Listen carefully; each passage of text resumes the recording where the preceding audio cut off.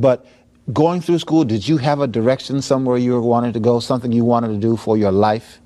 When I was 4 years old, before school, I was in the church when somebody from the union came and gave the sermon in our church. And he talked from Jeremiah 29:11.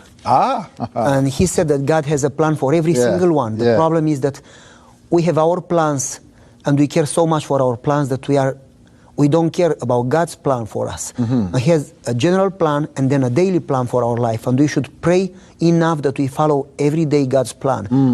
So it got into my head. So I got out from the church when the church was over, under the tree in the middle of the front yard of the church, and started to pray, God, if you have a plan for me, would you please show me the plan you have for my life? And then my friend, my good friend, his name is Pitsy. So he comes to me and says, what are you doing here? I'm praying for God's plan for me. I said, well, if you pray in the front yard, people are playing, talking, you cannot have quiet time. Come inside, we eat together. He lived right there, and so I got into his house. I prayed there, we ate, and then I asked his father, how does God talk to people? And my father was there too, and my father says, well, he has many ways to talk. One of them is through his word. When you study the word, he talks to you. Yes. So I prayed again and then took the Bible, and I knew that I could not read. So I just opened the Bible and said to my father, read here for me. And it happens that it opened at Jeremiah chapter 1.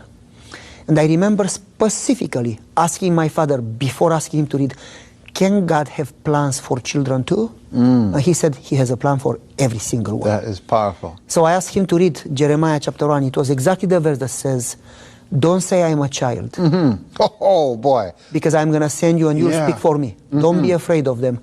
So I closed the Bible. God wants me to be a pastor, to speak for him. That's my job.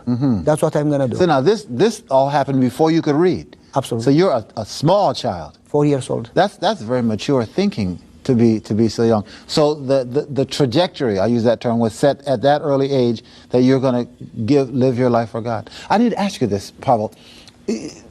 Obviously, your father was very, very dedicated to the Lord. Did you ever feel growing up that you were in a restrictive home, or that there were things you wanted to do that you couldn't do, or did you settle into your faith very early? And I think I almost know the answer to that question.